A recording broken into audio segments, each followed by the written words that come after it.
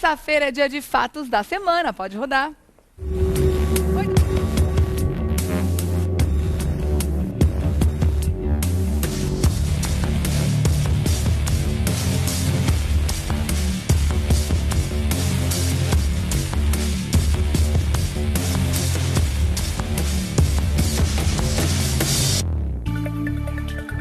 O presidente interino Michel Temer autorizou na semana passada reajustes salariais para diversas categorias de servidores públicos. No momento em que a gente fala em contenção de gastos, é claro que esse assunto geraria polêmica, né?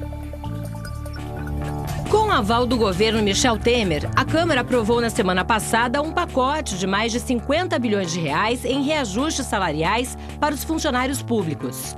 A elevação do teto tem um efeito cascata sobre os salários dos ministros dos outros tribunais superiores e dos juízes federais. Vai impactar também as despesas de pessoal dos estados e municípios, mas esses aumentos dependem de aprovação dos legislativos.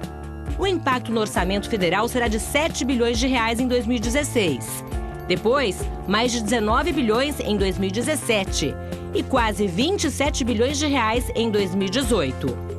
A questão gerou divergência entre a equipe econômica e os articuladores políticos do PMDB, já que a ordem é reduzir os custos. Estamos com o doutor Eduardo Leite para falar sobre esse assunto agora. Bem-vindo, querido. Bom Tudo dia. Bem? Bom dia para você também. Hoje é um dia para dar uma gargalhada, né? Depois dessa, eu vou soltar a minha. Eu vou falar pra você uma coisa. Falar o quê? Olha, fácil não, hein, gente? Hã? Vamos dar um exemplo, fazer uma analogia com a situação nossa, né? Da nossa vida, da nossa casa. Quanto tempo faz? Você que está empregado, né? Um dos poucos agraciados com o emprego. Quanto tempo faz você não tem um reajuste de salário, além do índice da inflação? E olha lá, né? O índice bem baixinho.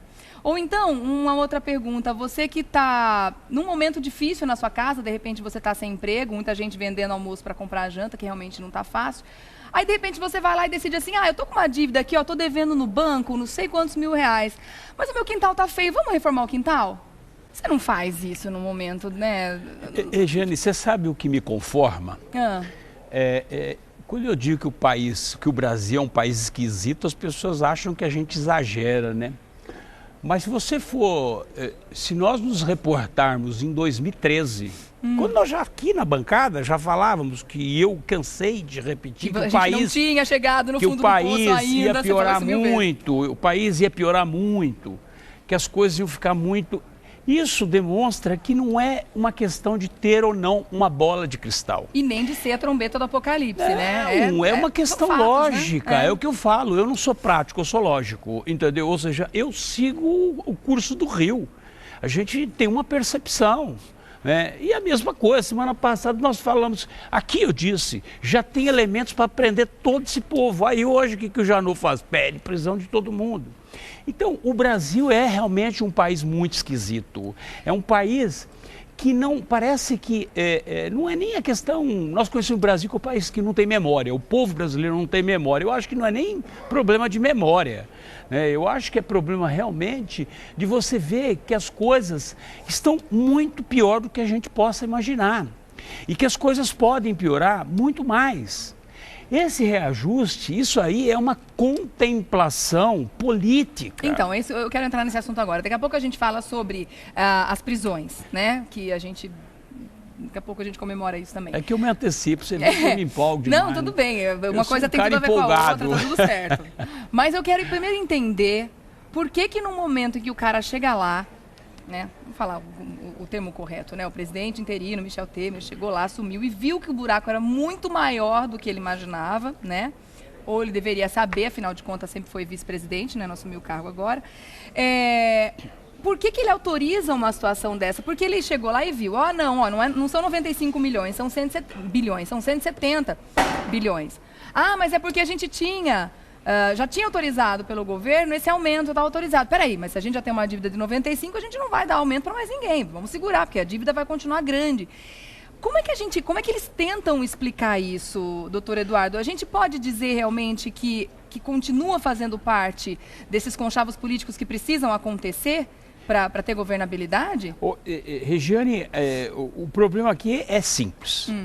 Não de simples solução. né? A solução é muito complexa. Mas a compreensão é mais simples. Mas é óbvio, o Brasil ele tem uma tradição dos conchavos, né? dos acordos de bastidores. E esses acordos de bastidores custam muito caro para a sociedade. Essa aqui é a única leitura que nós podemos fazer, porque essa questão, é o que eu disse, é uma contemplação política. O país se desintegrando economicamente, financeiramente e politicamente. E o que eles querem salvar não é a questão da economia e a questão financeira que o país atravessa, mas, sobretudo, a questão política. A impressão que nos dá, e isso para mim fica muito claro, né? É o que eu sempre digo, pensar dói, e dói muito. Então, quando a gente para lá pensar, você fala, nossa, quanta bobagem esse pessoal faz. E não fica só nisso, né? Você anuncia o presidente, é o que eu falo, não é questão desse ou daquele presidente. Na verdade, o que eles têm que praticar, eu acho que um presidente que está à frente de uma nação, ele tem que praticar os atos politicamente corretos. Politicamente corretos. E não é agradar politicamente. São duas coisas completamente distintas. Eu não tenho obrigação nenhuma de agradar nenhum político. Eu tenho que, na verdade, fazer aquilo que de fato precisa, que o país precisa.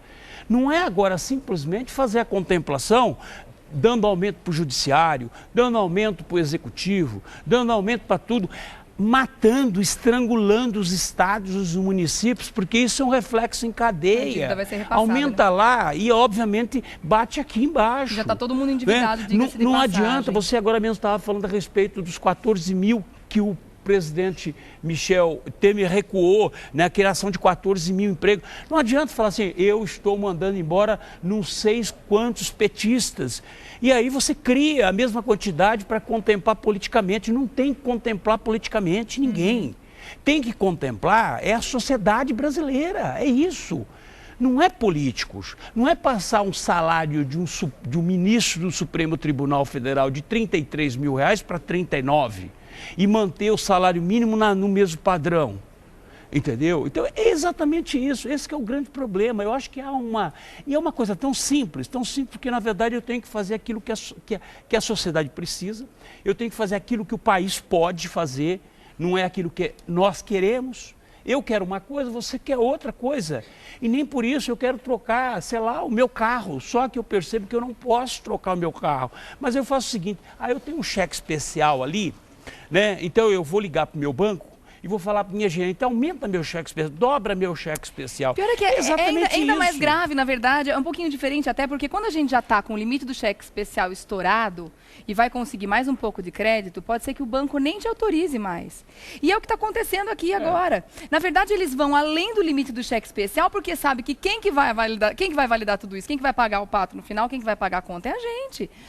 Qual é a saída para isso tudo se não aumentar mais impostos, se não a criação de novos impostos? Não tem. A gente vai acabar pagando pato de novo. O problema é o seguinte, não são só esses erros que eu estou dizendo, erros econômicos, erros financeiros que estão acontecendo. Já vinha acontecendo anteriormente, porque isso é um reflexo, obviamente, de um governo passado, né, ou dos governos passados, porque nós temos uma dívida interna de trilhões. A dívida interna é trilhões. É muita grana. Né? E não adianta falar, nós temos reserva. As reservas elas são consumidas em 2, 3 meses. Você acaba com tudo em 2, 3 meses de situação difícil no país.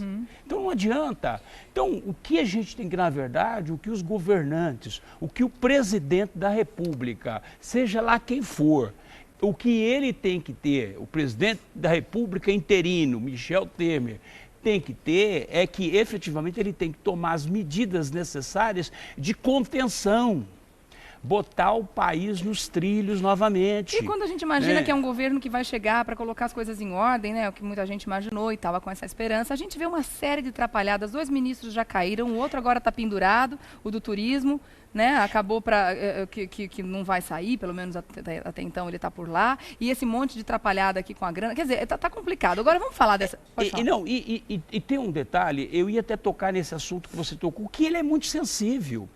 Quando você vai contratar uma empregada doméstica, um porteiro, o que você faz? Você vai olhar puxa o passado a ficha de capivara, ficha de antecedentes. Sem Aqui dúvida. você contrata um ministro sem saber, sem ter a preocupação de que ele está envolvido em falcatruas. Está sendo investigado. Você vê aqui como é que pode um país... Um atrás do outro, não, né, gente? hoje, essa questão, como é que pode um país, hoje um procurador da República pedir a prisão, e nós falamos semana passada, lembra que eu falei, olha, nós tivemos 6 presidentes, de 85 até hoje nós tivemos 6 presidentes, 4 já podem ser presos. E é a primeira vez que é pedida a previsão de um 2 ex-presidente. terços. Aí. E aí hoje, né, só pra gente encerrar, o Janot pediu a prisão, como a Ana Paula já informou a gente aqui de manhã, do Renan, do Cunha, do Sarney, do Jucá, todo mundo do PMDB, quer dizer, os grandes caciques do PMDB. Faz uma visão rápida aí de como é que você enxerga esse cenário agora. Olha, Eles vão para a cadeia mesmo? Eu vou falar para nisso? você o seguinte, não, merecer e Não, motivos sem já dúvida. tem, isso Sim, não mas de fato, precisa... eles vão.